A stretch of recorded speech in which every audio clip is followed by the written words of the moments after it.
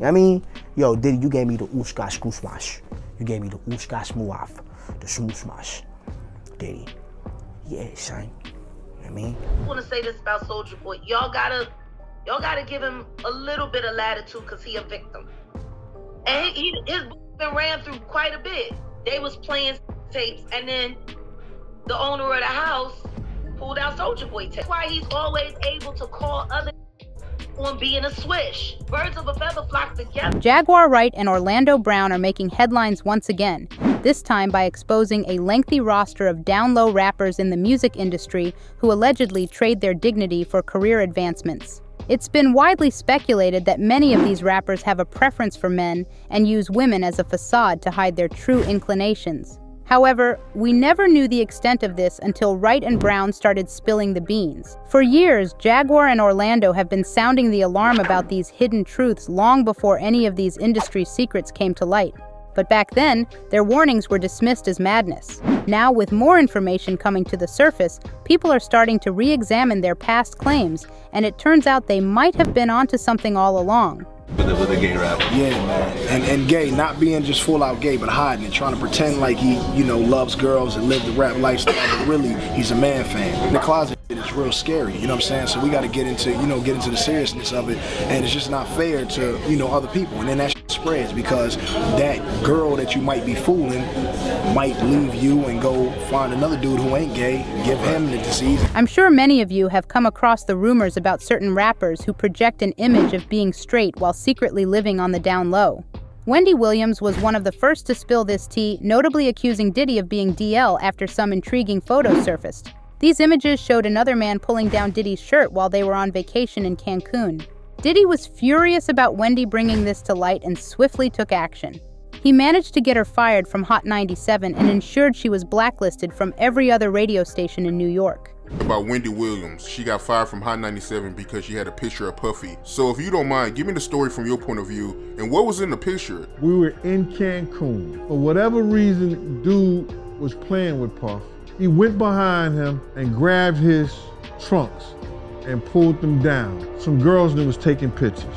They took that picture and emailed it back to Wendy Williams. Wendy Williams said she had him in a compromising position and like he was gay, something like that. She was gonna put it out.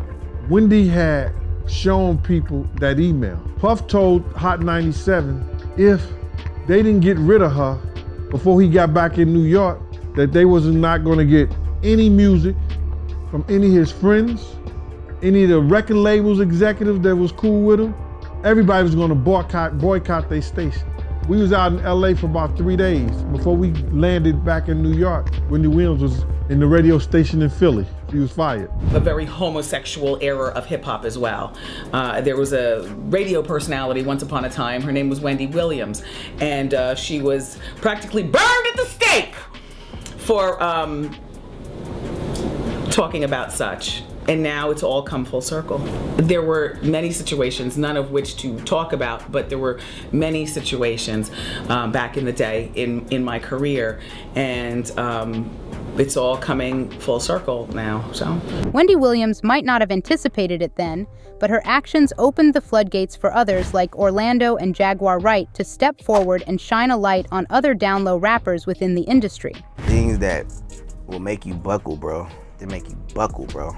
You know what I'm saying? Like, nah, cause man, people done lost their families, bro. People done lost their kids and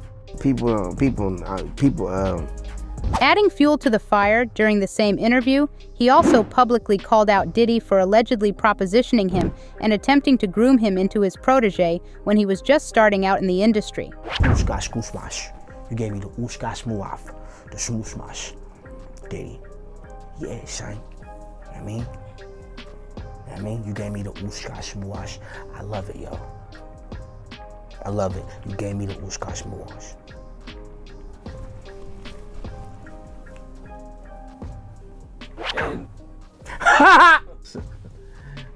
Ooskash muash. You know what I'm talking about, Diddy?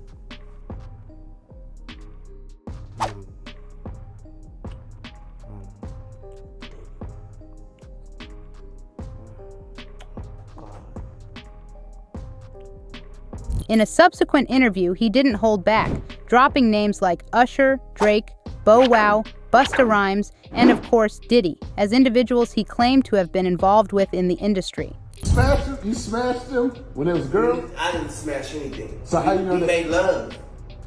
We made love. That's Who you why- made love with? Diddy, Bow Wow, Busta Rhymes. You just told me you seen Busta in the airport too. That motherfucker tried to act like he didn't know you. You smashed Drake? No, I never smashed. Oh, you made love to Drake.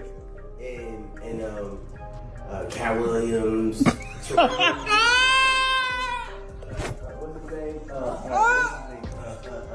Bro, you smashing a lot of people. What's that nigga name? Terrence Howard. Terrence Howard.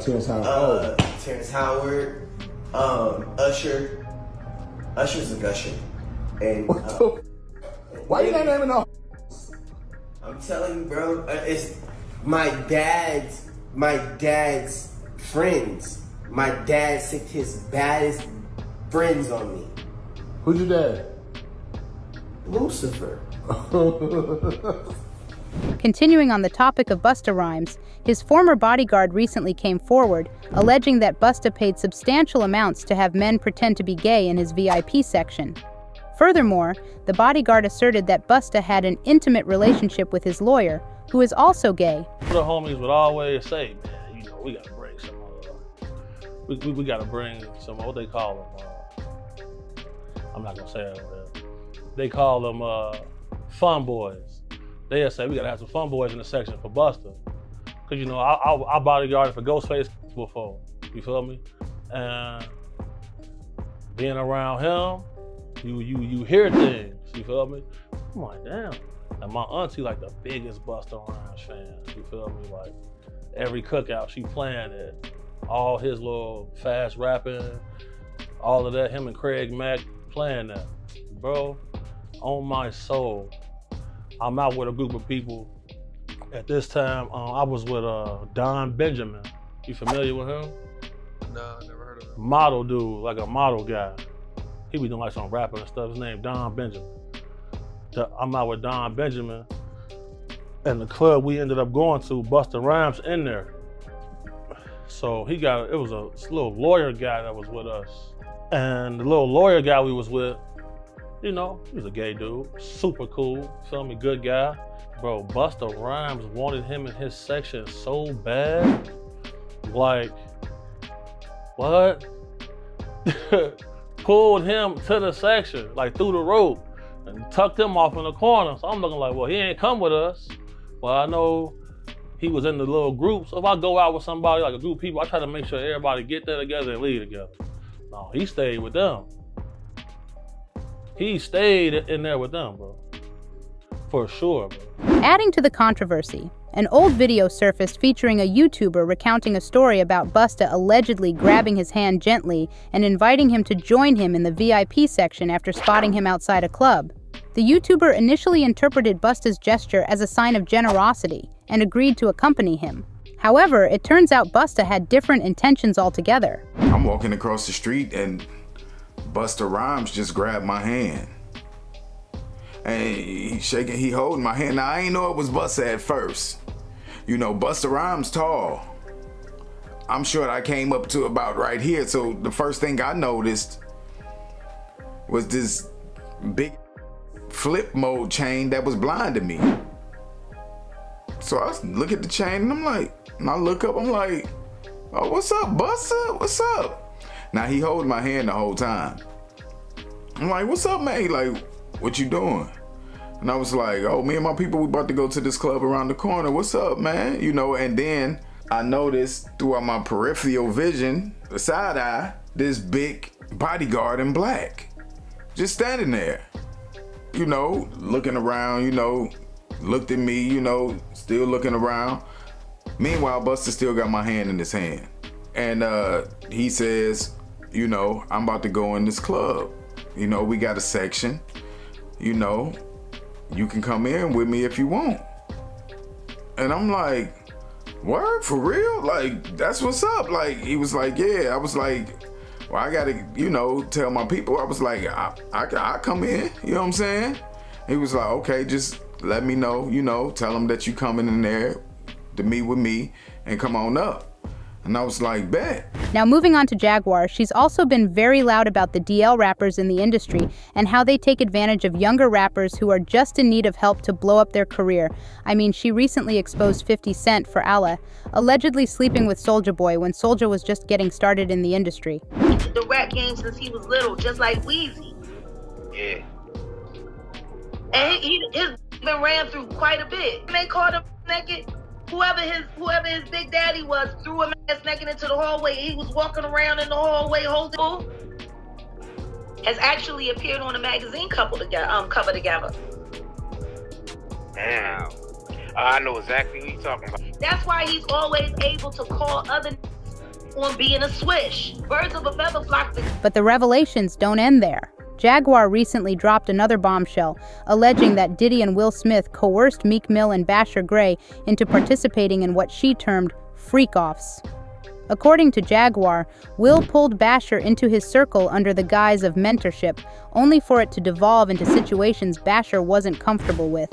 She even recounted an incident where Basher was heard screaming and fleeing from Will Smith's residence. They do weird things in their house, and young men have left their house screaming to get away from them in their mentorship. Meek Mills, Bashir Gray, left that house screaming. August the only one that stayed, and I guess he was really sick. He needed a dog. In a further blow to Meek's reputation, he was recently implicated in one of Diddy's lawsuits, where he was named as one of the individuals Diddy allegedly had intimate relations with. As if that weren't damaging enough, an audio recording supposedly capturing Meek being intimate with Diddy surfaced. In the audio, Meek can reportedly be heard screaming, adding a disturbing layer to the already scandalous situation. Champagne was spiked, son. Like, all the champagne was spiked. Everybody was passed the fuck out. I don't drink, so I was playing that shit off like I don't drink. I smoke. Like, I smoke and I had my own, but like everybody was passed out. Yo, Diddy had that man in the room. Look, yes, I put my ear to the door and I brought the phone because Diddy started going in overdrive. I ain't know what the was going on, but I just heard balls slapping against cheeks. I heard struggling to take. I heard being like, yeah, daddy. Like when he started all that daddy this and daddy that, and then I heard some hollering and struggling. Like, yeah, I kept the phone there and I recorded all this because I was like, this Diddy. Everybody kind of knew back in the day that Meek Mills and Puff was a little too friendly. Anytime two rappers or two people in the industry come dressed up alike on more than one occasion. Who could forget that infamous video of Meek, his back arched in what seemed like discomfort, while Diddy filmed and affectionately referred to him as Daddy? It was a surreal and unsettling moment that further fueled speculation about their relationship. What's up, King Son? Man, you doing it, man. You deserve it, Daddy. You putting in that work. Proud of you. I love you. Yeah. Despite initial reports attributing the leaked audio to Diddy's ex-bodyguard, Jaguar Wright later disclosed a startling twist. The audio was allegedly recorded and disseminated by none other than Nicki Minaj. This revelation added yet another layer of intrigue to the already convoluted saga. Man, And then Milk running around, talking about expensive pain in his ass. Wait, this is Philly you're talking about now. Wait a minute, Jack. Me. Wait a minute. He's a Fruit Loop. He Diddy-fied. This is Philly. He's a deep fried period. He Diddy-fied. He Diddy-fried. He the Diddy do-I-bop. Meek. Real rap. You think that audio that they put out was real? Yeah, that was him. Nicki put that out there. That Nicki recorded that at the freak off in the Calabasas. She been waiting to drop that shit on Meek. She just wasn't gonna tell nobody it was Diddy. But now that Diddy out there, why not? So then who's the guy who's claiming he recorded it? Oh, somebody that got paid? Yeah, he said like I was standing outside the door. Got paid. Yeah. Before Jaguar unleashed a torrent of rapper name drops, there was one figure who consistently piqued her interest, the one and only Diddy. After the music mogul successfully silenced Wendy Williams regarding his rumored liaisons, Jaguar took it upon herself to shed light on the matter, risking her own well-being in the process. On one particular occasion, Jaguar revealed a startling account from a former lawyer in Diddy's employ. The attorney claimed to have walked in on a jaw-dropping scene, Christopher Williams, an ostensibly straight man, performing oral sex on Diddy within the confines of his office. According to Jaguar, Diddy was well aware of Christopher's heterosexual inclinations, but nevertheless coerced him into the act, dangling the carrot of a coveted record deal as bait. Williams, I don't know, I guess he wanted to sign, I don't know what happened, but Puff was supposed to be giving him a demo deal, and he gave him a demo deal, and I guess it was supposed to turn into an album deal, which that never happened. But this young woman walked in to get approval on some paperwork, see. And when she walked in, the door wasn't locked, so she didn't think twice about just walking in. And when she walked in, she saw Christopher Williams performing on Puff. Now, from what she said to me, it was disturbing because, you know, they didn't stop. She just walked out, and she just kept her head down at the office the rest of the day, I believe it was. And I don't think it was at the end of business day that day, but I think it was the following day. He came into her office and was like, yeah, so you came in there, so what? What you gonna do? You wanna say something? And she was like, oh no, she was like, I just don't understand why you left the door unlocked. If you were in there doing that, why would you leave the door unlocked? He said, I'll do whatever the I want to do in my building. And I just don't know. He was like, it's power, see? I can make a man, he said, if I can make a man I can make people do anything. Speculations have swirled regarding Diddy's alleged involvement with the game, especially after the game hinted at a collaboration album they were supposed to work on. However, instead of hitting the studio, Diddy reportedly whisked him away to various global destinations for extravagant parties. And where did most of this partying take place? Atlanta, of all places. Diddy spared no expense, treating the game to all expenses-paid shopping sprees and showering him with lavish gifts, including luxurious watches and bedazzled chains. Started kicking it with Diddy, right? I ran around with Diddy for 2 years, damn near. And this Diddy, we never went to the studio one time, but he was like, yo, I with your demo, you know, bad boy, but hey, Playboy, hey, here go a watch, Playboy, here go a chain, Playboy. I'm like, yo, we ever gonna rap? Like, nah. I was doing it for 2 years. Yo, but the jet leaves at 5. We going to Miami, Playboy. We going to, you know what I'm saying? We going to New York. We in ATL this weekend, Playboy, pop out. And I was going everywhere with Diddy. Wasn't Puffy interested in working with you also? Yeah, Puff. I was running around with Puff for a minute, but we was just partying, man. Puff liked to party. So that's basically all we did. I think the few times I was running around with D-Mac and Puff, we just did a bunch of partying. We might have went to the studio once or twice, but I didn't get to record nothing. I was just, you know. Okay, but I mean, Puffy was a huge deal back then. Still a huge deal. I mean, he's still a huge deal, but he's not doing music anymore, right, is what I'm saying. Back then, Bad Boy was on fire, and he's running around with you. And, you know, Puffy's a busy guy. I was running around with him. Yeah.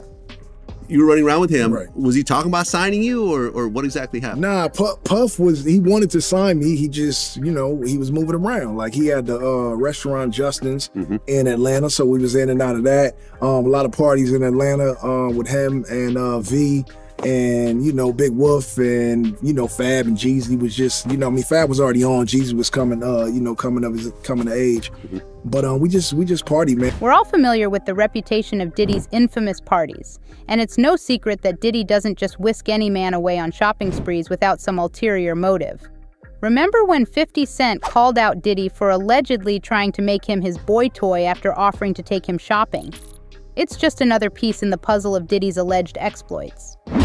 The Puff was like, yeah, like first he was amping him to get stout. Then he was like, so when we gonna get the chance to, you know, to kick it, like we could just hang out. We gotta kick it. This is Puff. Okay. He telling me we gotta kick it, and he was like, yo, why don't we like go shopping or something? I mean, like I pay for it. And I was like, what this just say? The tale doesn't end there, for YK Osiris found himself ensnared in Diddy's web of intrigue. Allegedly, Diddy extended an enticing offer. fly to Jamaica, and he'd propel YK's career to dizzying new heights. Rumors of their escapades began swirling around 2021 when the duo was spotted vacationing together in the Caribbean paradise. YK stoked the gossip flames by reposting a tantalizing photo on his Instagram stories. Diddy, shirtless, lounging seductively in a pool, accompanied by prayer hand emojis. But that wasn't all. He shared another snapshot, this time of himself receiving a massage, nude, with the suggestive caption, "Listening to that Diddy eating that good fruit in the beautiful weather." These zesty posts ignited a firestorm of speculation, with many accusing YK of being Diddy's twink. One astute observer remarked, "The moment I didn't see a female or a hint toward him being with family, I knew it was a man who sponsored the trip.